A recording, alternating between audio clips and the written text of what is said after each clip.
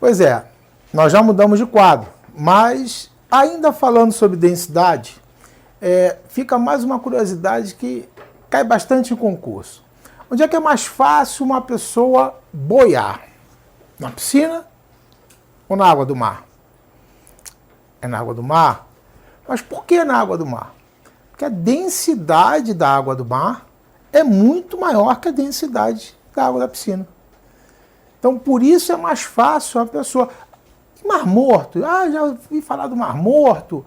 Uma água de altíssima densidade.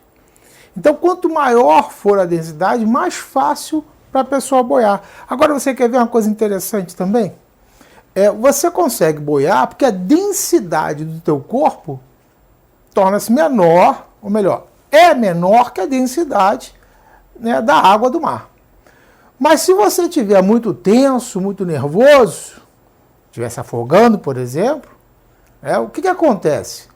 Naquele momento de tensão, com uma injeção de adrenalina na tua corrente sanguínea, teus músculos todos se contraem, ficam retesados, diminuindo o volume muscular do teu corpo. Se diminui o volume, aumenta a densidade. E agora teu corpo não vai mais boiar. Teu corpo vai afundar, vai virar uma âncora. Por isso é que quando o cara vai te resgatar, o salva-vida, ele vai te resgatar, quando você está se afogando, quando ele chega próximo de você, ele não deixa você tocar, ele mergulha, para ele poder desacordar você. Aí ele desacorda você e traz você flutuando, né, boiando na água do mar. Porque se ele deixar você tocar nele, você tenso, nervoso, cheio de adrenalina no sangue e âncora, você agarra ele, sufoca ele e afunda junto com ele. Então veja como é que essa história de densidade, massa específica, é bastante interessante. A gente está estudando. Vamos passar agora para o nosso próximo assunto de hidrostática. Estamos nesse tópico, hidrostática. Vamos estudar pressão. Outro assunto bastante controverso, porque o povo confunde pressão com força, com energia, com velocidade, usa a palavra pressão para um monte de coisa. Pressão, por definição, é força sobre área. Agora, você vai encontrar em um monte de material por aí, escrito somente força sobre área. Tá? E note que aqui tem um símbolo de perpendicular. Esse símbolo de perpendicular ele não pode estar esquecido, não. Porque quando o material ele coloca pressão como sendo força sobre área, tu pode ter certeza que essa área está nessa situação e a força nessa.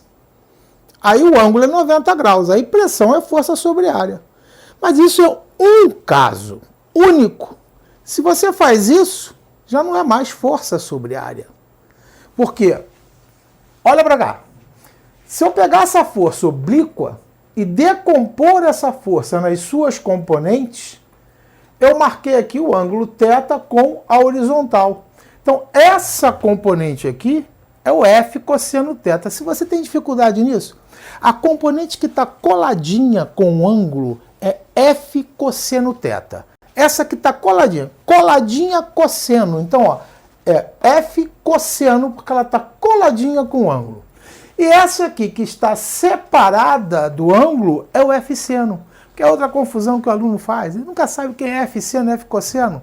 Olha que está coladinha. Essa é que está coladinha. Então, é o F cosseno de colado. E essa aqui é o F seno. Seno de separado, sem o ângulo aqui em evidência. Então, se eu perguntar para você, qual das duas vai estar fazendo pressão sobre essa área? F cosseno não faz pressão sobre a área, ele está fazendo isso, F cosseno. Agora o F seno não, o F seno está fazendo isso. A força é oblíqua. F cosseno não faz pressão sobre a área, só o F seno. Então por isso que a gente bota aqui a marquinha de perpendicular. Então é a componente perpendicular da força dividido pela área, ou seja, F seno θ dividido por área. Outra coisa interessante é a unidade. A gente mais para frente vai falar dessa unidade. Tá? A unidade de força é o Newton. Seno de θ é adimensional, não tem unidade. A unidade de área é o metro quadrado. Então, a unidade de pressão por hora a gente vai chamar de Newton por metro quadrado. Mais à frente a gente vai ver que Newton por metro quadrado é chamado de Pascal. Tá? Então, Pascal seria exatamente a força de 1 Newton numa área de 1 metro quadrado. Aqui uma curiosidadezinha. Todo mundo, como eu falei, né, confunde força com pressão com força. E tem a ver? Tem, mas pressão não é força. Então, por exemplo, se eu pegar um livro e botar o livro na horizontal, a massa do livro é a mesma, a massa do livro. Tá? Só que a pressão que ele vai estar fazendo sobre a mesa vai ser uma. Por quê? Porque essa massa tem um peso, que é m vezes g, dividido pela área. Então a pressão é bem menor.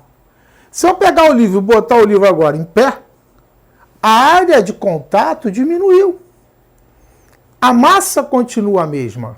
Massa mesma, peso mesmo, logo a força é a mesma, mas a área diminuiu. Então a pressão agora é muito maior.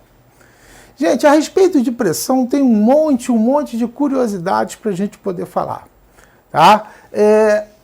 Por exemplo, isso aqui pode ser um cimentado, isso pode ser neve, e você quer andar, pode ser um telhado, e você quer andar sobre essa região. Se você for só com seus pés, você vai afundar na neve. Você vai estragar o cimentado que você fez. Você vai quebrar o telhado. Agora, se você arrumar superfície de área maior para colocar embaixo dos seus pés, você consegue andar na neve. Você consegue, por exemplo, você vê o pedreiro, ele acabou de fazer lá o cimentado na calçada. Aí, de repente, garotada jogando bola na rua, a bola vai e cai no cimentado. Ele, logo, arruma uma tábua, coloca em cima do cimentado, anda sobre o cimentado e vai lá e conserta o estrago que foi feito. Depois ele volta e tira a tábua. É assim que você pode andar também no telhado. É assim que você pode andar também na neve, sem afundar. Então, o conceito de pressão ele é muito importante. A mesma coisa quando a gente vai falar em pneu. Pneu do carro. É força sobre área. Quando a gente vai falar em área de um pneu, a gente não vai pensar olhando no pneu frontalmente. A gente vai pensar olhando no pneu no diâmetro dele. Então, a força que o ar exerce nas paredes internas desse diâmetro. Aí eu perguntaria a você, quando você vai calibrar, não vou falar na unidade, a unidade do que a gente usa lá no aparelho do posto é diferente do Newton por metro quadrado. Mas quando você vai calibrar o pneu do automóvel, geralmente você bota lá 30 unidades de pressão. Tá? Quando você vai falar num pneu de bicicleta, você não bota 30, você bota 80. Aí tu diz, mas como assim? O pneu da bicicleta é bem pequenininho. Realmente, ele tem um diâmetro bem pequenininho, uma área bem pequenininha. Se a área é pequena, a pressão é muito maior. Então a gente costuma confundir pressão com quantidade de ar. E não é. É a força feita dividido por essa área de contato. Tá? Então, é óbvio que a pressão no pneu da bicicleta tem que ser muito maior que a pressão no pneu do automóvel. Tá? Vamos ainda falar sobre afiar uma faca. O que é afiar uma faca? Quando você vai amolar uma faca, o que você está fazendo é diminuindo a área de contato. Quando você diminui a área de contato, facilmente você corta aquela carne. Ou seja, com uma força bem menor, você consegue exercer uma pressão bem maior.